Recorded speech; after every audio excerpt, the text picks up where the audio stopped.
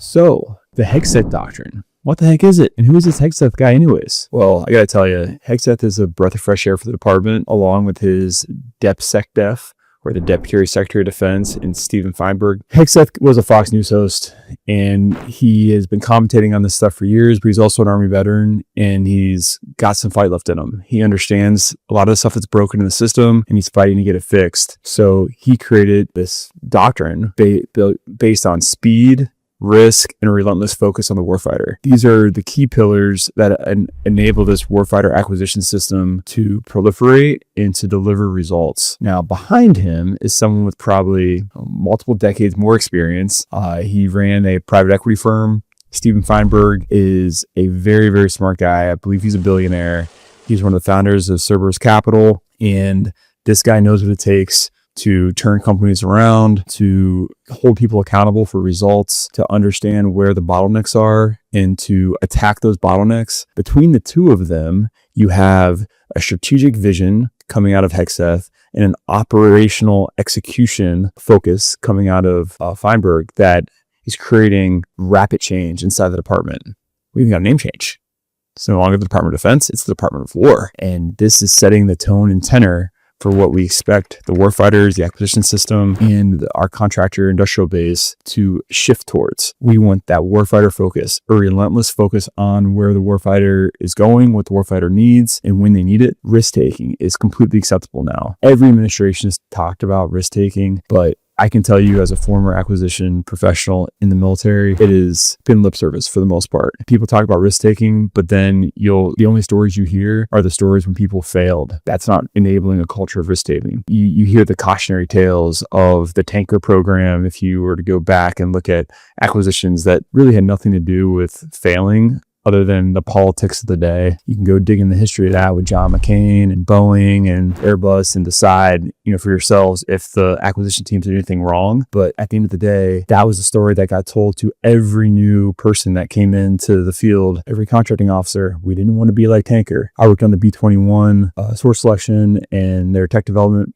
program. And as we were working through that was one of our marching orders. Like, don't be like the Tanker program, because we didn't want to end up in the news with a public protest that was sustained. And there's all these things that we would do to hedge the risk. In fact, Congress would even weigh in, and companies would write to Congress to tell them, hey, we don't want to buy this many airplanes, or that's too big of a risk in certain areas, because we would comply because we were afraid in some cases of that risk of being like the Tanker, being like a failed program. I feel like the shift has happened in this administration where they don't view a failure as a negative. They view it as a learning experience. I think if I were to have one criticism of the administration, it seems like they're slightly scripted. I've heard many of their acquisition officials, top leadership, to include Michael Duffy and Emil Michael, speak recently, and they seemed very on script, like they couldn't riff a little bit, which was interesting to me. But the script is a good script, so we'll leave it at that. But the risk-taking coming back in the military, I think, is critical. Speed is also critical. I don't know if you guys remember back in the Dr. Will Roper days, but he talked about speed as well. This was under the first Trump administration. I was working in the Air Force at the time as an acquisition officer, and he talked about delivering capability at the speed of relevance. That was his big marching order. He cut out hundreds of years out of the federal acquisition regulations and some of the policies. He didn't cut out the regulations. He cut the policies, the Air Force specific policies that were slowing things down. He was responsible for middle tier acquisition authority. And that was really under the first Trump administration when this concept of speed really started to be talked about from a senior leader level. And the people that drank the Kool-Aid at the working level, like myself, felt empowered to go do things. Now, I can tell you, I ran into tons of roadblocks when I was doing stuff like the light attack experimentation campaign. I would have to almost threaten people and say, hey, I'll just call the general if you don't want me to continue down this new other transaction agreement process. There were definite roadblocks in the way, but I felt empowered to go fast and to take risks in that first Trump administration. Fast forward to now, it's expected that you're taking risks. That warfighter acquisition system is really delivering quick results, and it's very comparative to how they've changed the organizational structures and things inside the system. The shift from PEO to PAE, so Program Executive Officer, to Portfolio Acquisition Executive, that's a big shift. And that shift to the DERPMs, the direct reporting managers that oversee a handful of PAE portfolios or specific programs inside of a PAE. That's also a big shift, and that's pulling things up to the highest levels inside the Department of Defense, inside the Department of War, where DepSecDef Feinberg has the ability to quickly see where are the bottlenecks, what can we knock down from a funding perspective, what can we knock down from rules perspective to enable cross-cutting capability for these weapon systems to get out the door. And I've talked about this in a handful of my videos, and it's something that I got to work on early on in my career, and that's open architecture initiatives. People don't quite grasp how important these are for delivering capability at scale. It's one thing to be able to design and engineer a very bespoke weapon system that is capable of delivering a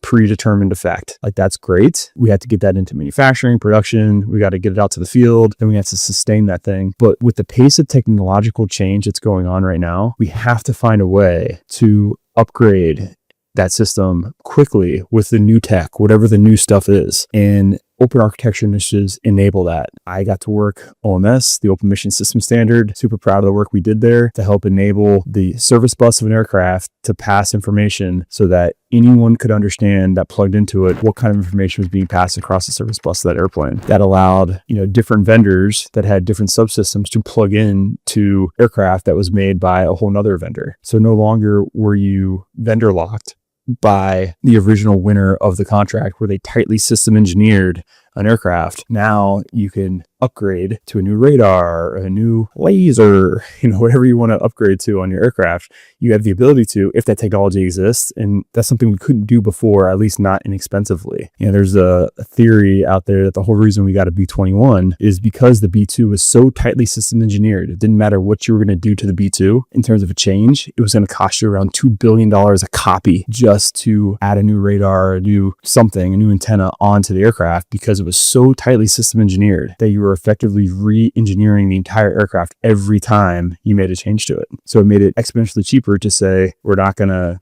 do that anymore. We're just going to go buy the whole new aircraft and a whole new platform. And that's the power of open architecture. Is now when you have this open architecture, you've enabled that. I think open architecture is the key technology, the key enabler that is going to allow for those three pillars of the Hegseth Doctrine, right? Speed, risk-taking, and a relentless focus on the warfighter. It's open architecture that's going to be the enabling force for those three. And I'm excited to see it roll out and continue to be resourced. When we talk about resourcing, where does someone's priority go? Well, it's where their money is at. Priority, you can talk about it all day, but if you're not funding these things, if you're not funding the development, if you're not funding open architecture, it's not a priority. You're not going to deliver on the back end. I believe it came out pretty clearly in the budget that open architecture is a thing that they are funding in spades. It's happening. I think there's even more happening behind the scenes in the classified budget, which I'm super excited about. But if you want to have speed and you want to have a focus on the warfighter, you have to be willing to invest in a thing that's going to allow you to upgrade and get the warfighter what they need when they need it. We could be fighting in Iran tomorrow, right? That's a fact. They have a very different set of defenses and things than what we might find in China or than we might find in Cuba, certainly than what we found in Venezuela. You have to be able to adapt to be able to